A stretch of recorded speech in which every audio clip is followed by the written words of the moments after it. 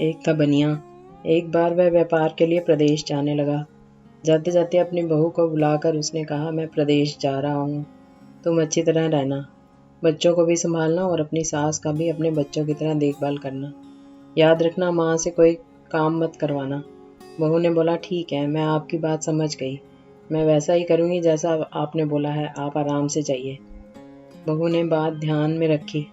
बनिया तो चला गया। बहू ने दूसरे ही दिन माँ जी से कह दिया, माँ जी, आपके बेटे मुझसे कह गए हैं कि माँ को अपने बच्चों की तरह संभालना और उनको कोई काम मत करने देना।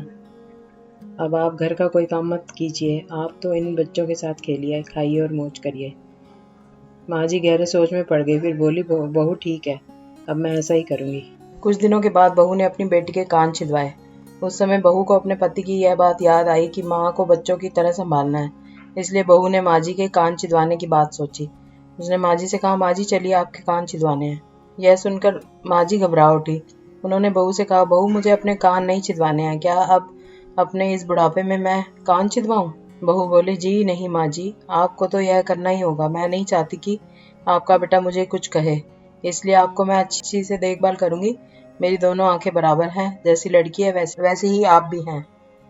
माँ जी मन ही मन समझ गई और सुनार के पास बैठकर उन्होंने अपने कान छिदवा लिए। सुनार ने कान छेड़े और कान में धागा भी डाला। बहू जिस तरह रोज रोज लड़की के कान में तेल लगाती थी, उसी तरह माँ जी के कान में भी लगाती रही। थोड़े दिन बाद बहू ने अपने बेटी के लिए बाली बनवाई तो उसे अपने पति की यही बात याद आई। फिर उसने माँ जी के लिए भी बाली बनवाई और कहा, आइए आपको यह बाली पहना दूं। माँ जी ने कहा, बहू मुझको बाली क्यों पहनाती हो? मैं बूढ़ी हूँ, मुझे इसकी जरूरत नहीं है। बोली, बाली तुम अपनी बेटी को पहनाओ, मुझको नहीं पहननी है। लेकिन बहू नहीं मानी। जबरदस्ती करके माँ जी को बाली पहना ही दी। इसके पश्चात माँ जी छोटे बच्चे के साथ अपना मनोरंजन करती, घूमती खेलती और कई तरह के मौज मस्ती करती। बहू ने एक बढ़िया दिन देखकर अपने बेटे को नाई से चोटी रखवा ली। फिर बहू को माँ जी की याद आ गई। माँ जी बच्चों के साथ खेल रही थी, उन्हें वहां से बुलवा लिया और कहा, माँ जी आइए, नाई के सामने बैठिए। अपने लड़के की तरह मुझे आपके सिर पर भी चोटी रखवानी है। जब गोविंद के चोटी रखवाई है तो आपके क्यों ना रखवाऊं, इसलिए आप जल्दी आइए। माँ जी ने बहू को बहुत समझाया पर बहू टस से मस न हुई। आखिर माँ जी नाई के सामने बैठी और उन्होंने अपने सिर पर चोटी रखवाई। बहू ने गोविंद को और माँ जी को जो बोला वही किया उनके साथ। बाद में बहू रोज माँ जी की चोटी में तेल डालती, चोटी गूंथती और सर पर ओढ़नी डालकर माँ जी को बच्चों के साथ खेलने के लिए भेजती। जब खाने का समय होता तो बहू उनको आवाज देकर बुलाती। ऐसे ही रोज का हाल था। जब बेटा घर वापस आया तो सबसे पहले उसने बहू से माँ के बारे में पूछा कि माँ कैसी है और कहाँ है, मुझे उनसे आशीर्वाद लेना है।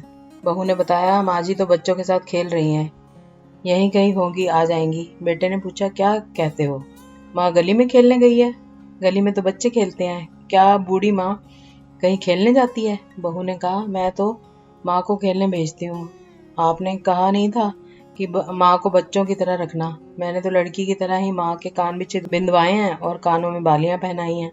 जब लड़के की चोटी रखवाई तो मैंने माँ की भी चोटी रखवा ली थी। जब सबको मैं खेलने भेजती हूँ तो माँ को क्यों ना भेजूं? मुझको सबके साथ साथ एक सा व्यवहार करना चाहिए। पति समझ गया कि उसकी मूर्ख स्त्री की अक्ल का दिवाला निकल गया है। बाद में पति के कहने पर बहू ने माँ को पुकारा। माँ जी गली में से खेलती खेलती आई और अपने बेटे को देखकर उसकी आंखों में आंसू छलछला आए। माँ की हालत देखकर बेटा भी दुखी हो उठा।